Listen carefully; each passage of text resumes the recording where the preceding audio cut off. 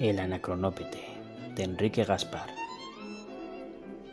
Ilustraciones de Francesc Gómez Soler. Capítulo 15. La resurrección de los muertos antes del juicio final. ¡Venganza! Fue la primera frase que articuló la emperatriz al verse rodeada de los suyos. ¡Venganza!, repitieron sus parciales aclamando a Sun Che. Dejad, prosiguió la egregia dama, que bese las rodillas de la criatura que ha velado por mi existencia. Y sus ojos arrasados de lágrimas se posaron con gratitud en King Seng. No es mía, desgraciadamente, la honra de haber salvado vuestros preciosos días, replicó el maestro de ceremonias que, no explicándose de otro modo la presencia de la emperatriz en el Anacronópete, supuso desde luego que sus tripulantes más felices que él habían logrado con astucia sacar de las mazmorras a la víctima inocente de E.N.T. Los viajeros, aunque sabían que la momia encerrada en un sarcófago de alcanfor de época harto remota para poder resistir victoriosamente la acción retrógrada del tiempo, debía su resurrección a la circunstancia de no estar sometida a la inalterabilidad, dejaron al mandarín en su creencia, tanto por lo que tenía de racional cuanto por lo que favorecía sus planes. ¿Cómo? ¿Son estos?, adujo la emperatriz al enterarse de la situación y besando con transportes de gozo a Clara y a Juanita, con gran contentamiento de la última que por primera vez se veía objeto de las caricias de una soberana. Sí, estos son los que han roto vuestras cadenas. Desgraciadamente, llegaron tarde para librar de la muerte al occidental su hermano, que, como no ignoráis, os precedió en el suplicio.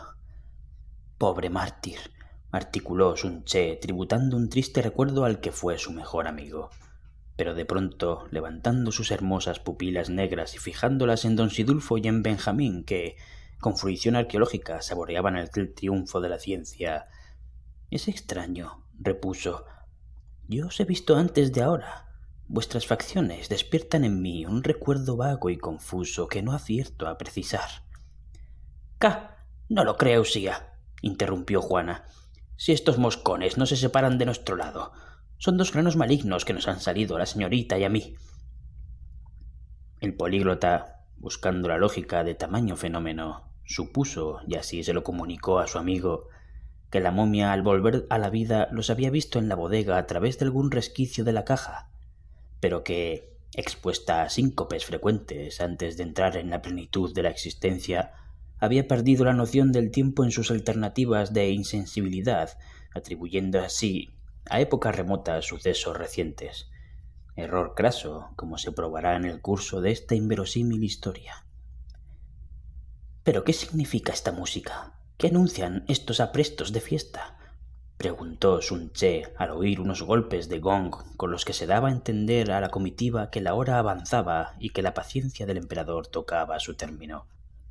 Entonces King Seng narró lo ocurrido y puso al corriente a su soberana de cómo E.N.T., pretextando al pueblo su muerte por accidente natural, se disponía a celebrar segundas nupcias con la extranjera a cuyos parientes se había ofrecido, en cambio del consentimiento, el secreto de la inmortalidad. «Miente el infame», exclamó con voz de trueno la emperatriz. «Lo que medita es vuestro exterminio, pero no lo conseguirá». Y por un instintivo movimiento se abrazó a don Sidulfo como para defenderle de toda asechanza. «No hay más. La ha flechado», dijo Juana a su señorita. «A ver si así la deja usted de mortificar ese sinapismo». «No lo conseguirá», replicó el maestro de ceremonias, «porque presintiendo que aún no habíais exhalado el postrer suspiro, vuestros parciales solo aguardan a que dé principio a la ceremonia para provocar la rebelión. Pues bien, marchemos. Yo os guiaré al combate». «Poco a poco», objetó Benjamín, a quien el bélico entusiasmo de la augusta señora cercenaba las probabilidades de éxito si, vencidos en la refriega, no podía hacerse dueño del talismán que tanto ambicionaba. La prudencia dicta meditar bien el caso antes de abandonarse a una aventura peligrosa. «Sí», adujo King Seng, Vuestra egregia persona no debe exponerse. Todo está ya previsto para caer oportunamente sobre el tirano cuando menos lo presuma. No por anticipar el triunfo lo convirtamos en derrota. Esperemos a que nos libre el arcano de la inmortalidad. ¿La inmortalidad?, inquirió con cierto orgullo la emperatriz. ¿Y qué sabe él de ella? Os ha mentido. Yo sola poseo las pruebas que me dio el occidental y que he sabido sustraer a las requisas de Yi ocultándolas en lo más recóndito del palacio. Con doble motivo debéis proceder con cautela si vuestro objeto es recuperarlas, pues no imagino que queráis dejar ignorada tan preciosa conquista. Oh, no, decís bien. Es preciso aclarar ese enigma cuya solución parece hallarse en Occidente. ¿Cómo?, interrogaron todos. No es este el momento de las explicaciones, continuó Sun Che. La noche avanza y el tirano debe estar impaciente. Seguid a la comitiva, fingid doblegaros a los proyectos del emperador.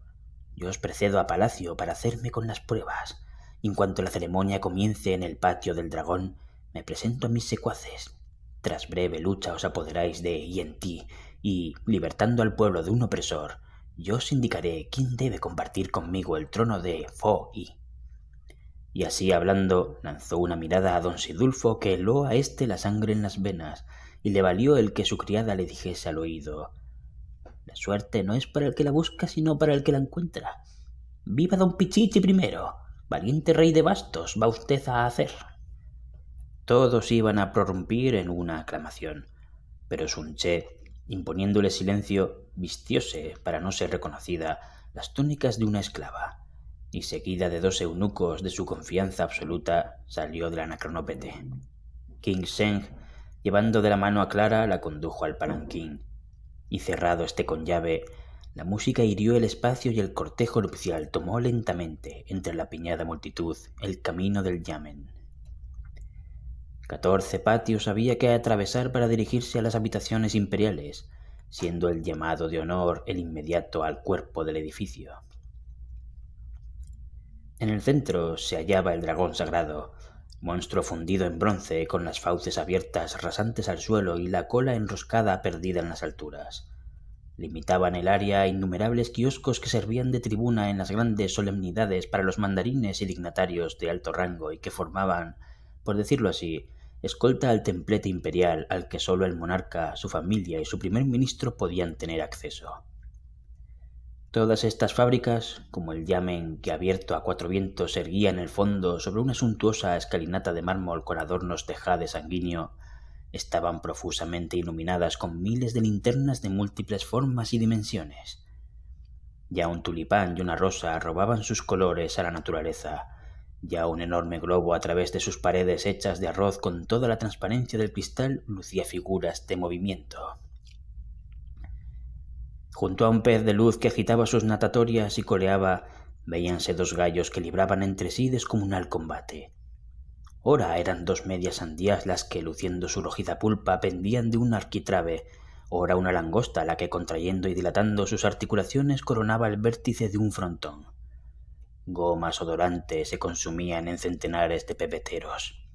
Escudos de flores simulando mariposas e insectos alados embalsamaban el ambiente. La entrada estaba custodiada por los dioses porteros, 2 gigantescas figuras de siniestra faz, de musculatura titánica y de una riqueza indumentaria sólo comparable con su candor artístico. La guardia de doncellas rodeaba el templete del emperador. Las demás fuerzas militares, con sus arcos terciados y sus partesanas en reposo, ocupaban el segundo término. La baja servidumbre del palacio invadía el graderío.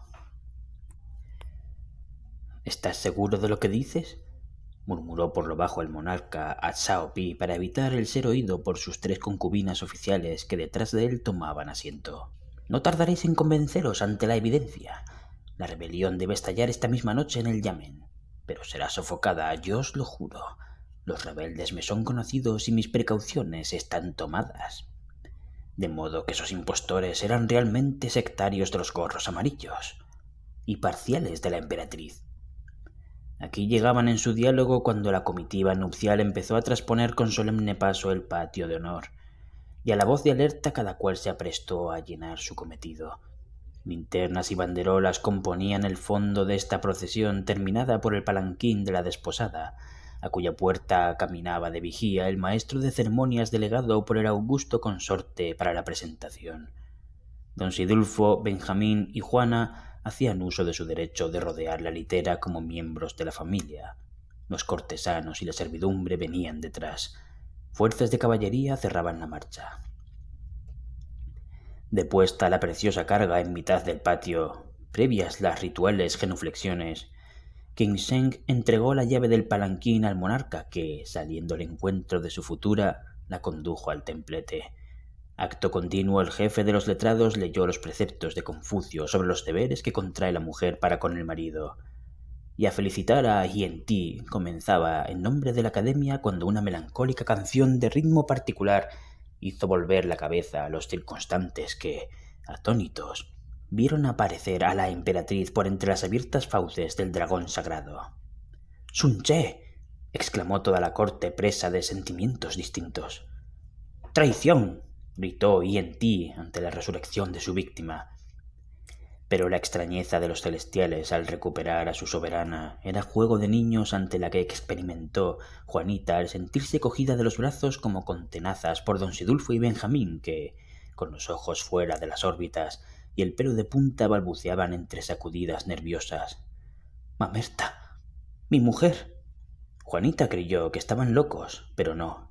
Era, en efecto, que los sabios habían reconocido en las modulaciones de aquella cantilena el célebre e ininteligible estribillo con que, en vida, les destrozaba el tímpano constantemente la hija del banquero, la muda de los garbanzos, la esposa del inventor ahogada con su padre, como recordarán mis lectores, al tomar un baño en las playas de Biarritz. En vano buscaban en los rasgos fisonómicos de la emperatriz trazos que acusasen alguna afinidad con la difunta. Empezando por que hablaba, todo en ella era diametralmente opuesto, mas no obstante aquella rara melodía era posible que fuese calcada con tan asombrosa exactitud de pausas e inflexiones por otro ser humano nacido a más de 3000 leguas de distancia y a 16 siglos de separación del primitivo ejemplar. Los dos amigos no tuvieron tiempo de rectificar ni de ratificar sus impresiones porque la impaciencia de los rebeldes, desbordada por el entusiasmo, les hizo prorrumpir en un viva a Sun Che, y antes de que los secuaces del emperador pudieran apercibirse al combate, volvieron contra ellos sus armas. Por desgracia para los generosos libertadores, la previsión de Chao Pi había hecho frotar las cuerdas con una sustancia corrosiva, de modo que al tender los arcos, aquellas se rompieron, y las flechas, en vez de salir disparadas por la tensión, cayeron a sus pies dejándolos inermes. —¡A ellos! —gritó el calado a los suyos, y sin respetar jerarquías ni condiciones, la emperatriz, los anacronóbatas y los insurrectos fueron ceñidos por estrechas ligaduras y sus gritos ahogados por mordazas de cuero. —¿Tenéis más cómplices? —preguntó el emperador a Clara, que con desesperados esfuerzos protestaba de su inocencia. —Advierte —añadió Hien Ti—, que mis bodas no han sido más que un pretexto para descubrir vuestros planes. Solo la delación puede salvarte la vida. Responde. Clara hizo un gesto negativo. —¿Y bien? ¿Vuestras órdenes? —dijo Chao Pi al tirano. —Cumple con tu deber —repuso éste tras breve pausa—, y para que mi pueblo vea que nada me hace retroceder ante la salud del Estado, comienza el sacrificio por la emperatriz rebelde y por los encubiertos partidarios de los gorros amarillos. Y mientras obligaban a los reos a arrodillarse delante del dragón, un pelotón de arqueros, destacándose de las fuerzas, se aprestó espontáneamente a consumar la hecatombe. Apuntaron, en efecto, pero al dar el emperador la voz de tirar, volvieron contra éste sus armas y el feroz Hien Ti cayó sin vida en el suelo, atravesado por las flechas y bañado en sangre. Sus soldados, poseídos de la superstición de que cuando el jefe muere sus legiones no alcanzan jamás la victoria, emprendieron despavoridos la fuga sin que los esfuerzos de Chao Pi los pudieran detener, y perseguidos por los defensores de Sun Che, que libertados de sus trabas por los arqueros corrieron a coronar su obra.